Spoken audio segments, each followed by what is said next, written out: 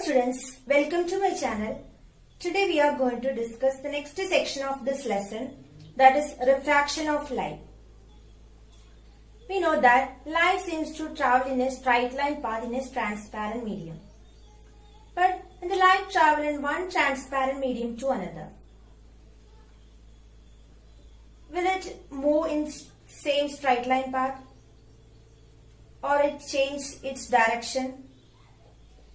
Let us discuss some examples in our day-to-day life. You might have observed that bottom of tank or pond containing water appears to be raised. In the same way, when you are observing the letters on a glass slab, that letter appears to be raised or bigger.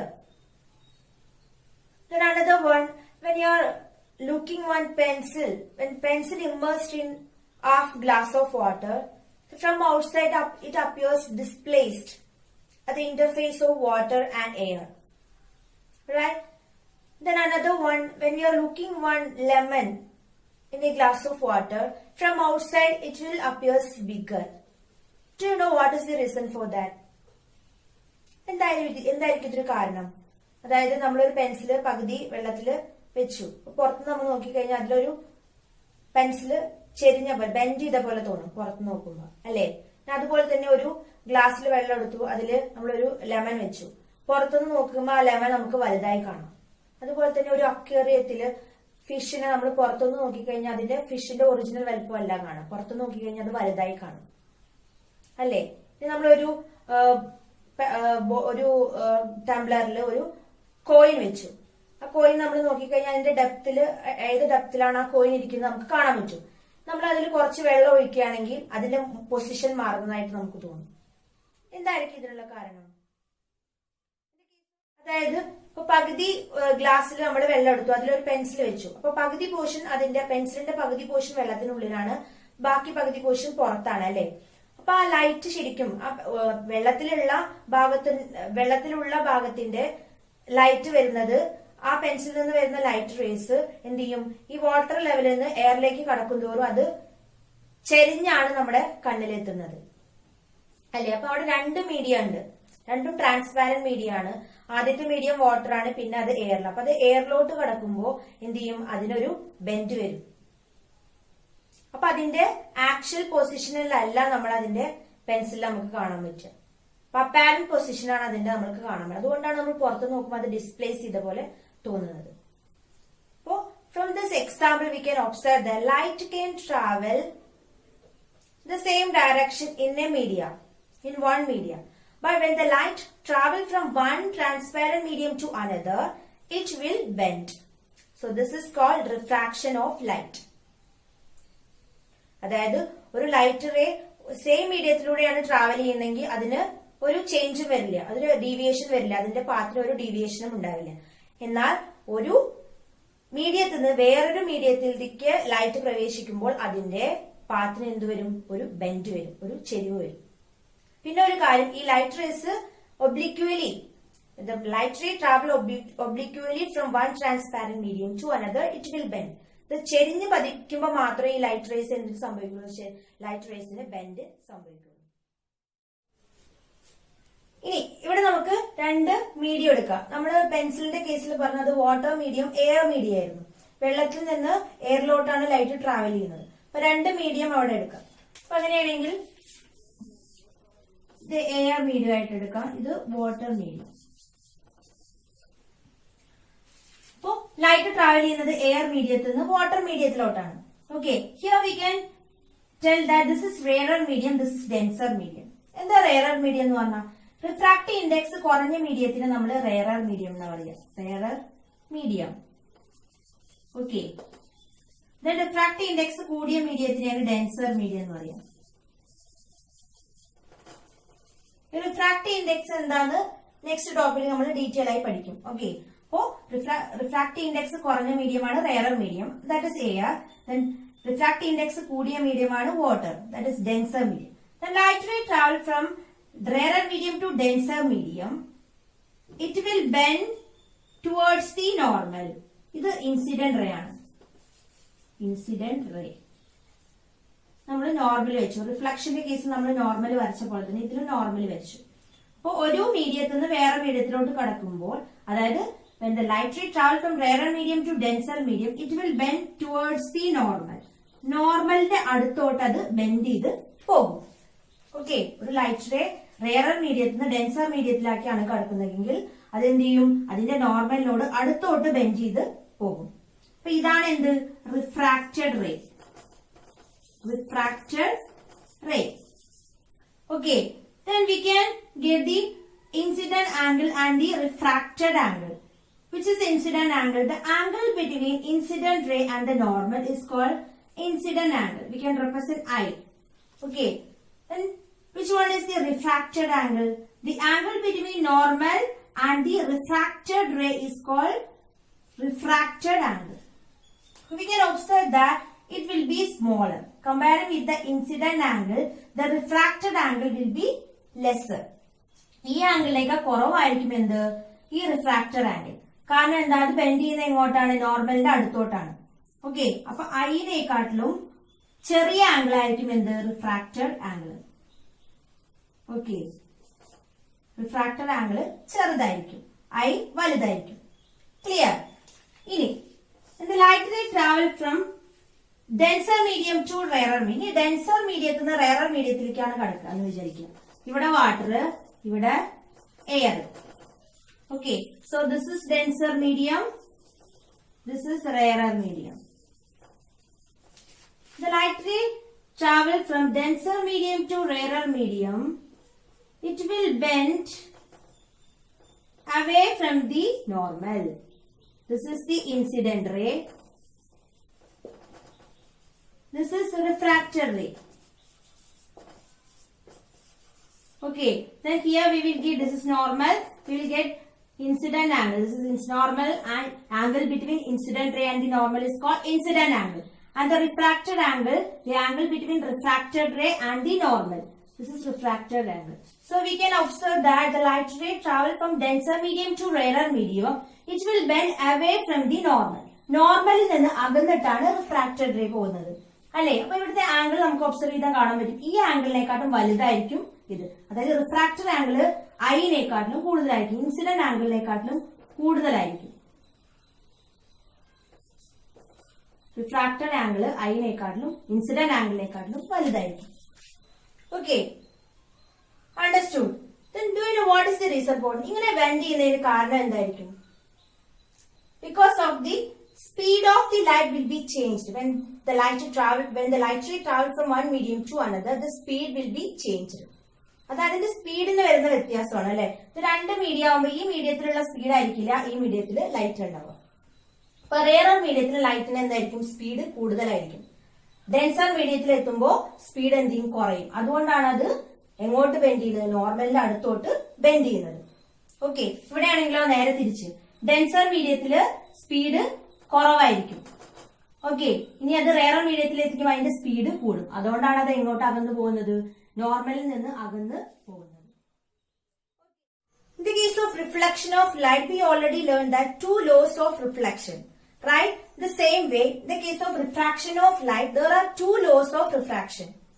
Then first law of refraction, the incident ray, refracted ray and the normal to the interface of two transparent media at the point of incidence all lie in the same plane. ഈ incident റേയും refracted റേയും നോർമലും ഒരേ പ്ലെയിനിലായിരിക്കും. Okay, this is the first law of refraction. Next, second law of refraction. The ratio of sine of angle of incidence to the sine of angle of refraction is equal to a constant. This constant value is equal to refractive index of the second medium with respect to first medium. Okay, then n1 എന്നുള്ള value 1 ആണെങ്കിൽ we will get n. We can take it as n. Okay, this law is also known as Snell's law of refraction. What do we call? Snell's law of refraction.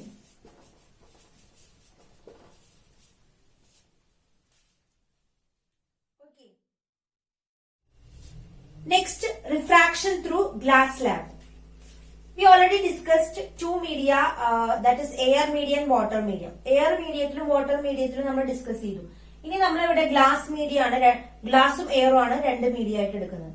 ഒരു glass ലാബിലൂടെ light കടത്തി വിടുമ്പോൾ അതിനെങ്ങനെയാണ് refraction സംഭവിക്കുന്നതെന്ന് നമുക്ക് നോക്കാം. ഇപ്പൊ light ray incident ചെയ്തു, ചെരിഞ്ഞാണ് incident ray വരുന്നത്. Okay, ഇത് റേറർ മീഡിയം ആണ്, റേറർ മീഡിയം, ഇത് ഡെൻസർ മീഡിയം. ഇവിടെ എയർ ആണ്, എയർ എന്ന് പറഞ്ഞാൽ റേറർ മീഡിയം ആണ്, ഇത് ഗ്ലാസ്, ഗ്ലാസ് ഡെൻസർ മീഡിയം. വീണ്ടും ഇവിടെ ഗ്ലാസ്, ഇവിടെ എയർ, ഇത് rarer medium. Okay, then light ray എങ്ങനെയാ വന്നത്? ചെരിഞ്ഞാണ് ലൈറ്റ് റേ പതിക്കുന്നത്. Okay, then we can draw normal. This is normal. So light ray travel from rarer medium to denser medium. We know that it will bend towards the normal. നോർമലിന്റെ അടുത്ത് കൂടെ അത് bend ചെയ്യും. അപ്പൊ ഇവിടെ incident ray ഇതാണ്, ഈ ഇന്റർഫേസിൽ ഇത് ഇൻസിഡന്റ് റേ, ഇത് refracted ray. Then we will get incident angle and refracted angle. So this will be smaller because it will bend towards the normal. അപ്പൊ അതിനേക്കാളും ആറ് ചെറുതായിരിക്കും refracted angle. Okay, then again the ray will travel from denser medium to rarer medium. ഇനി ഈ ഇന്റർഫേസിൽ ഇവിടെ എന്താ സംഭവിക്കുന്നത്? ഇത് ഡെൻസർ മീഡിയം ആണ്, ഇത് റേറർ മീഡിയം ആണ്. അപ്പൊ എന്താ സംഭവിക്കുക? നോർമൽ വരച്ചു, bend away from the normal, നോർമലിൽ നിന്ന് അകന്നു പോകും. അപ്പൊ ഇത് ഇൻസിഡന്റ് ആംഗിൾ, ഇത് റിഫ്രാക്റ്റഡ് ആംഗിൾ. ഇവിടെ റിഫ്രാക്റ്റഡ് ആംഗിൾ ഐനെക്കാട്ടിലും കൂടുതലായിരിക്കും. Clear? We already discussed laws of reflection. ഇനി ഇവിടെ വീണ്ടും റേ എന്ത് ചെയ്യുക? Denser medium rarer medium. അപ്പൊ എന്ത് ചെയ്യും? The light ray travel from denser medium to rarer medium. It will bend away from the normal. നോർമലിൽ നിന്ന് അകന്ന് പോകും. Okay, so we will get refractor angle here, then incident angle here. അപ്പൊ ഈ ഇന്റർഫേസിൽ ഇവിടെ incident angle കിട്ടി, ഇവിടെ refractor angle കിട്ടി. Okay, അപ്പൊ ഇവിടെ ഐനെക്കാട്ടിലും വലുതായിരിക്കും ആർ എന്ന് പറഞ്ഞാൽ, കാരണം ഇവിടെ ഡെൻസർ ടു റേറർ ആണ്, ഇവിടെ റേറർ ടു ഡെൻസർ ആണ്. ഓക്കെ, ഇപ്പൊ രണ്ടു വട്ടം ഇവിടെ എന്ത് സംഭവിക്കുന്നുണ്ട്? റിഫ്രാക്ഷൻ സംഭവിക്കുന്നുണ്ട്, ലൈറ്റ് റേക്ക് ബെൻഡ് സംഭവിക്കുന്നുണ്ട്, കാരണം രണ്ട് ഇന്റർഫേസ് ഇവിടെ വരുന്നുണ്ട്. ഓക്കെ, രണ്ട് പാരലൽ ആയിട്ടുള്ള ഫേസ് ആണ് ഗ്ലാസ് ലാബിലുള്ള. അപ്പൊ ആ പാരലൽ ആയിട്ടുള്ള രണ്ട് ഇന്റർഫേസിലും ലൈറ്റ് റേക്ക് എന്ത് സംഭവിക്കുന്നുണ്ട്? റിഫ്രാക്ഷൻ സംഭവിക്കുന്നുണ്ട്. So we can extend this incident ray. നമുക്ക് ഈ ഇൻസിഡന്റ് റേ ഒന്ന് എക്സ്റ്റെൻഡ് ചെയ്ത് നോക്കാം.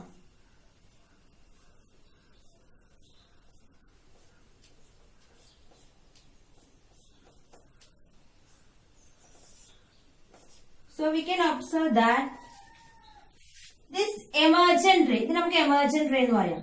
This emergent ray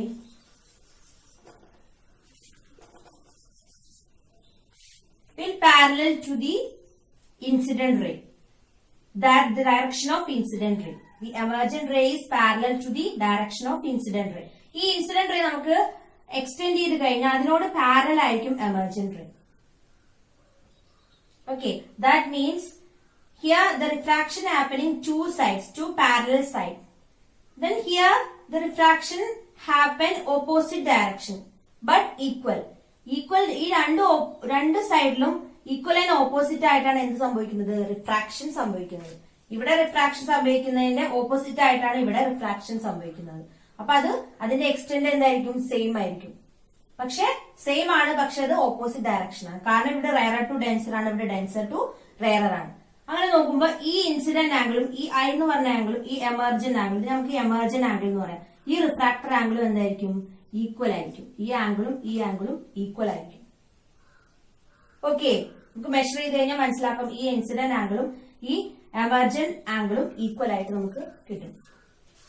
ഓക്കെ, ഇനി ഈ ഡിസ്പ്ലേസ്മെന്റ് ആയിരിക്കും അതിന് ബെൻഡ് സംഭവിച്ചിരിക്കും. ഈ റേ എങ്ങനെയായിരുന്നു പോകേണ്ടത്, പക്ഷെ ഇവിടെ മീഡിയം മാറിയതുകൊണ്ട് അതിന് ബെൻഡ് സംഭവിച്ചു, വീണ്ടും അത് പാരലൽ ആയിട്ട് തന്നെ പോകും. അപ്പൊ ഇവിടെ നമ്മുടെ ഗ്ലാസ് മീഡിയത്തിന്റെ, അപ്പൊ നമ്മുടെ ഓരോ മീഡിയം അനുസരിച്ചും അതിന്റെ റിഫ്രാക്ഷന്റെ എക്സ്റ്റെന്റ് എന്തായിരിക്കും? ഡിഫറെന്റ് ആയിരിക്കും. അപ്പൊ നമ്മൾ പെൻസില് വാട്ടറിൽ വെച്ചു, അതിൽ നമ്മൾ എങ്ങനെയാണ് റിഫ്രാക്ഷൻ സംഭവിക്കുന്നത് പറഞ്ഞു അല്ലെ. ഇനിയിപ്പോ ആ വാട്ടറിന് പകരം വേറെ ഏതെങ്കിലും ലിക്വിഡോ ടർപ്പന്റൈനോ അല്ലെങ്കിൽ കെറോസിനോ നമ്മൾ എടുക്കുകയാണെങ്കിലും അതിന്റെ അവിടെ റിഫ്രാക്ഷൻ സംഭവിക്കും. പക്ഷെ വാട്ടറിലുള്ള റിഫ്രാക്ഷന്റെ എക്സ്റ്റെൻഡ് ആയിരിക്കില്ല മറ്റുള്ള മീഡിയത്തിൽ. അപ്പൊ ഓരോ മീഡിയത്തിലും ലൈറ്റിന്റെ സ്പീഡിന് എന്ത് വരുന്നുണ്ട്, ഡിഫറൻസ് വരുന്നുണ്ട്. അപ്പൊ ആ മീഡിയത്തിലെ റിഫ്രാക്റ്റീവ് ഇൻഡെക്സിനെ ബേസ് ചെയ്തിട്ടായിരിക്കും അതിന്റെ ബെൻഡിന്റെ എക്സ്റ്റെൻഡ് വരുന്നത്. ഇവിടെ നമ്മൾ ഗ്ലാസ് എടുത്തു, ഗ്ലാസിന് പകരം ഒരു പ്ലാസ്റ്റിക്കിന്റെ ആണ് സ്ലാബ് എടുക്കുന്നെങ്കിലോ അതിലും അതിന്റെ ഈ ലാറ്ററൽ ഇൻവേഷൻ, ഇതിന്റെ ഡിസ്പ്ലേസ്മെന്റ് ഡിഫറെന്റ് ആയിരിക്കും. അപ്പൊ ഓരോ മീഡിയത്തിലും അതിന്റെ സ്പീഡിന്റെ വ്യത്യാസം അനുസരിച്ചിട്ട് അതിന്റെ റിഫ്രാക്ഷന്റെ എക്സ്റ്റെൻഡും ഡിഫറെന്റ് ആയിരിക്കും. Okay, clear. ഗ്ലാസ് സ്ലാബിലുള്ള റിഫ്രാക്ഷൻ നമ്മൾ ഇപ്പൊ പറഞ്ഞു കഴിഞ്ഞു. അപ്പൊ അതിൽ ലൈറ്റ് റേ ചെരിഞ്ഞാണ് ഇൻസിഡന്റ് ചെയ്യുന്നത്. ഇൻസിഡന്റ് റേ ചരിഞ്ഞാണ് വരുന്നത് അല്ലെ. ഇനിയിപ്പോ ഈ റേ വരുന്നത് ഒരു ചെരിവും ഇല്ലാതെ സ്ട്രൈറ്റ് ആയിട്ടാണെങ്കിൽ അതിന് വരുന്നെങ്കിലോ, സ്ട്രൈറ്റ് ആയിട്ടാണ് ലൈറ്റ് റേ പതിക്കുന്നത് ഗ്ലാസ് സ്ലാബിലെങ്കിലോ, അപ്പൊ ഈ റേക്ക് എന്ത് സംഭവിക്കും, ബെൻഡ് സംഭവിക്കില്ല, റിഫ്രാക്ഷൻ സംഭവിക്കില്ല. അപ്പൊ എങ്ങനെ പോകും, ഇതിങ്ങനെ സ്ട്രൈറ്റ് ആയിട്ട് തന്നെ ആ റേ പോകും. എന്തായിരിക്കും കാരണം ഇവിടെ നോർമൽ ആയിട്ട് ഇവിടെ ആംഗിൾ 0 ആയിരിക്കും. നോർമൽ ആയിട്ട് ആംഗിൾ മേക്ക് ചെയ്യുന്നില്ല, അതായത് ആ ലൈറ്റ് റേക്ക് ബെൻഡ് വരുന്നില്ല. ലൈറ്റ് റേ ചരിഞ്ഞ് പതിച്ചാൽ മാത്രമേ അവിടെ എന്ത് സംഭവിക്കുന്നുള്ളൂ, റിഫ്രാക്ഷൻ സംഭവിക്കുള്ളൂ. ഓക്കെ, ഇപ്പൊ ലൈറ്റ് റേ ഒരു ഗ്ലാസ് സ്ലാബിൽ ചെരിഞ്ഞ് പതിക്കുമ്പോൾ മാത്രമേ അവിടെ എന്ത് സംഭവിക്കുന്നുള്ളൂ, refraction സംഭവിക്കുന്നുള്ളൂ.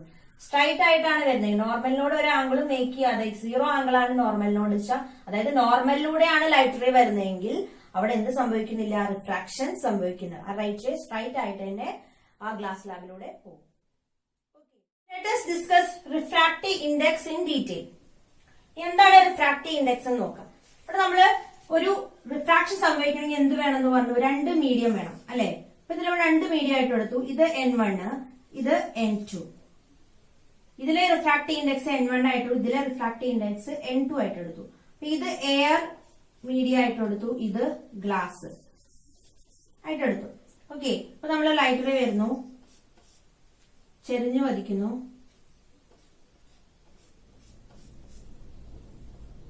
bend towards the normal, refraction സംഭവിച്ചു. ഇത് ഇൻസിഡന്റ് റേ, ഇത് റിഫ്രാക്റ്റഡ് റേ.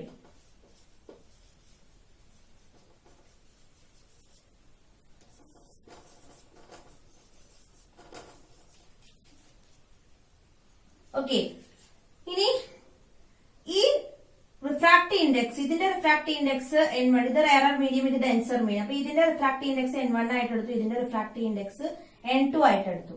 ഈ റിഫ്രാക്റ്റീവ് ഇൻഡെക്സ് എന്ന് പറയുന്നത് അതിന്റെ സ്പീഡ്, ഈ ഓരോ മീഡിയത്തിലുള്ള ലൈറ്റിന്റെ സ്പീഡിനെ ഡിപ്പെൻഡ് ചെയ്യുന്നുണ്ട്. എങ്ങനെയാണ് ഡിപ്പെൻഡ് ചെയ്യുന്നത് നമുക്ക് നോക്കാം. അപ്പൊ refractive index N2 with respect to N1. N2 എന്ന് പറഞ്ഞാൽ സെക്കൻഡ് മീഡിയം, ഇത് ഫസ്റ്റ് മീഡിയം, ഇത് മീഡിയം 1, ഇത് medium 2. Refractive index N2 with respect to N1 എന്ന് പറഞ്ഞാൽ എന്താ വരിക, N2/N1. ഇതിന്റെ ഷോർട്ട് ആയിട്ട് എന്ത് പറയാം, N21 എന്ന് പറയാം. is equal to speed of light in medium 1 divided by speed of light in medium 2. ഇതിനെ V1 ആയിട്ട് എടുക്കാം, ഇതിനെ V2 ആയിട്ട് എടുക്കാം. അതായത് refractive index N2 with respect to N1 is equal to the ratio of speed of light in medium 1 to speed of light in medium 2. അതായത് V1 എന്ന് പറഞ്ഞ മീഡിയം ഏതാ വരെ, എയർ മീഡിയത്തിന്റെ സ്പീഡ് ഡിവൈഡഡ് ബൈ ഗ്ലാസ് മീഡിയത്തിലുള്ള ലൈറ്റിന്റെ speed, അതിനോട് equal ആയിരിക്കും. ഇനി refractive index N1 with respect to N2 ആണെങ്കിലോ, അപ്പൊ N1 ഡിവൈഡഡ് ബൈ N2 എന്ന് വരും. ഇവിടെ എന്ത് വരും, N12. അപ്പൊ ഇതിന്റെ റെസിപ്രോക്കൽ എങ്ങനെ വരും, V2 നമുക്ക് ഷോർട്ട് ആയിട്ട് എഴുതാം, V2 ഡിവൈഡഡ് ബൈ V1. ഇവിടെ V1/V2 ആണെങ്കിൽ ഇവിടെ V2/V1 വരും. ഓക്കെ, ഇനി നമുക്കറിയാം ലൈറ്റ് വാക്വത്തില് പോകുന്നത് ഏതാണ് സ്പീഡ്, ലൈറ്റിന്റെ സ്പീഡ് നമ്മൾ പഠിച്ചതാണ് അല്ലെ. എന്താണ്, 3 × 10⁸8 m/s. ഏറ്റവും കൂടുതൽ ലൈറ്റ് സ്പീഡിൽ ട്രാവൽ ചെയ്യുന്നത് വാക്വത്തിലൂടെയാണ്. അപ്പൊ എയറുമായിട്ട് നോക്കുമ്പോൾ അത് വലിയ ഡിഫറൻസ് ഇല്ല. അപ്പൊ എയർ മീഡിയത്തിൽ നമ്മൾ ആ വാല്യൂ തന്നെയാണ് എടുക്കുന്നത്. അപ്പൊ ഇവിടെ നമ്മൾ ലൈറ്റിന്റെ സ്പീഡ് സബ്സ്റ്റിറ്റ്യൂട്ട് ചെയ്യുകയാണെങ്കിൽ ഈ ഇക്വേഷനിൽ നമ്മള് സ്പീഡ് ഓഫ് ലൈറ്റ്, ഇവിടെ സ്പീഡായിട്ട് V1 എന്ന് പറഞ്ഞ മീഡിയം ഏതാണ്, എയർ ആണ്. എയർ അല്ലെങ്കിൽ അതിന്റെ വാക്വത്തിന്റെ സ്പീഡായിട്ട് നമുക്ക് എടുക്കാം. അപ്പൊ N2 divided by N1 equal to speed of light in medium V1, 3 × 10⁸8 എന്ന് പറയും. ഇനി ഇവിടെ സ്പീഡ് ഓഫ് ലൈറ്റ് മീഡിയം 2, അതായത് ഗ്ലാസ്സിലുള്ള ലൈറ്റിന്റെ സ്പീഡാണ് നമ്മൾ ഇവിടെ എഴുതേണ്ടത് അല്ലേ. ലൈറ്റിൻ മീഡിയം 1 മീഡിയം 1 ആയിട്ട് എടുക്കുന്നത് എയർ ആണ്. അപ്പൊ എയറിലുള്ള എയർ അല്ലെങ്കിൽ വാക്വത്തിലും എയറിലും ഒന്നായിട്ടാണ് നമ്മൾ എടുക്കുന്നത്. വലിയ ഡിഫറൻസ് ഒന്നുമില്ല. അപ്പൊ ലൈറ്റിന്റെ സ്പീഡ് വാക്വത്തിൽ 3 × 10⁸. ഇതിന് നമുക്ക് സി എന്ന് എടുക്കാം കോമൺ ആയിട്ട്. ഇനി ഇവിടെ V2 അതായത് speed of light in medium. ഇവിടെ ഗ്ലാസ് മീഡിയം ആയതുകൊണ്ട് ഗ്ലാസ്സിൽ ഉള്ള ലൈറ്റിന്റെ സ്പീഡാണ് നമ്മൾ ഇവിടെ എഴുതുന്നത്. ഇതിനെ കോമൺ ആയിട്ട് നമുക്ക് എഴുതാം speed of light in medium. ഏത് മീഡിയം വേണമെങ്കിൽ എടുക്കാം. ഇവിടെ ഗ്ലാസ് എടുത്തു എന്ന് മാത്രം. ഇനി ഇവിടെ N2 എന്ന് പറഞ്ഞാൽ എന്താണ്? ഗ്ലാസിന്റെ റിഫ്രാക്റ്റീവ് ഇൻഡെക്സ് ആണ് N2. ഇവിടെ എയറിലുള്ള റിഫ്രാക്റ്റീവ് N1 N2 നമ്മൾ റിഫ്രാക്റ്റീവ് ഇൻഡെക്സ് ആണെന്ന് പറഞ്ഞിരുന്നു. N1 എന്ന് പറഞ്ഞാൽ എയറിലുള്ള റിഫ്രാക്റ്റീവ് ഇൻഡെക്സ്, N2 എന്ന് പറഞ്ഞാലോ ഗ്ലാസ്സിലുള്ള റിഫ്രാക്റ്റീവ് ഇൻഡെക്സ് ആണ്. അപ്പൊ N2 ഗ്ലാസ്സിലുള്ള റിഫ്രാക്റ്റീവ് ഇൻഡെക്സ് ആണ് N2. ഇതിനെ N എന്ന് പറഞ്ഞാൽ കോമൺ ആയിട്ട് ഇതിനെ N ആയിട്ട് എടുക്കാം. അതായത് റിഫ്രാക്റ്റീവ് ഇൻഡെക്സിനെ കോമൺ ആയി N എന്ന് എടുക്കാം ഏതെങ്കിലും ഒരു മീഡിയത്തില്. ഇവിടെ ഈ വാല്യൂ എന്തായിരിക്കും? 1 ആയിരിക്കും വരിക. അതായത് റിഫ്രാക്റ്റീവ് ഇൻഡെക്സ് എയറിൽ അല്ലെങ്കിൽ വാക്വത്തിൽ എന്ന് പറഞ്ഞാൽ അതിന്റെ വാല്യൂ 1 ആണ്. അപ്പൊ ഈ ഇക്വേഷൻ എന്താവും? N glass refractive index glass is equal to 3 × 10⁸ divided by VG എന്ന് പറഞ്ഞാൽ. അപ്പൊ ഇതാണ് റിഫ്രാക്റ്റീവ് ഇൻഡെക്സ് കണ്ടുപിടിക്കാനുള്ള equation. N medium is equal to speed of light in air or vacuum divided by speed of light in the medium.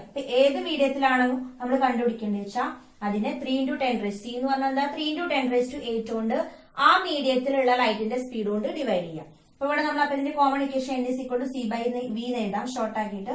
ഇവിടെ ഡയമണ്ടിന്റെയാണ് നമ്മൾ refractive index കണ്ടുപിടിക്കണമെങ്കിൽ 3 × 10⁸ divided by ഡയമണ്ടിലുള്ള ലൈറ്റിന്റെ speed കൊണ്ട് divide ചെയ്യുക. കെറോസിന്റെ ആണ് കണ്ടുപിടിക്കണമെങ്കിലോ ആ 3 × 10⁸ കെറോസിനിലുള്ള ലൈറ്റിന്റെ സ്പീഡ് കൊണ്ട് ഡിവൈഡ് ചെയ്യാം. ഓക്കെ. ഇനി അങ്ങനെ ഓരോ മീഡിയത്തിനും അതിന്റേതായ റിഫ്രാക്റ്റീവ് ഇൻഡെക്സ് ഉണ്ടായിരിക്കും. അതൊരു കോൺസ്റ്റന്റ് വാല്യൂ ആയിരിക്കും. ഇങ്ങനെയാണ് അത് സബ്സ്റ്റിറ്റ്യൂട്ട് ചെയ്ത് കണ്ടുപിടിക്കുന്നത്. അപ്പൊ നമുക്ക് എല്ലാ മീഡിയത്തിലുള്ള റിഫ്രാക്റ്റീവ് ഇൻഡെക്സിന്റെ വാല്യൂസ് ഒരു ടേബിൾ ആയിട്ട് നമുക്ക് കിട്ടും. അപ്പൊ ആ കോൺസ്റ്റന്റ് വാല്യൂ യൂസ് ചെയ്തിട്ടാണ് നമ്മൾ പ്രോബ്ലംസ് ചെയ്യുന്നത്. Okay, clear? So today we discussed about refraction of light, then laws of refraction, then refractive index, refraction through glass lab. Okay, ഈ 3 ടോപ്പിക്സ് നിങ്ങൾക്ക് മനസ്സിലായെന്ന് വിചാരിക്കുന്നു. ഇനി നെക്സ്റ്റ് ക്ലാസ്സിൽ ലെൻസിനെ കുറിച്ച്, ഇതിന്റെ റിഫ്രാക്ഷന്റെ ആപ്ലിക്കേഷനെ കുറിച്ച് നമുക്ക് പഠിക്കാം. Okay, thanks for watching.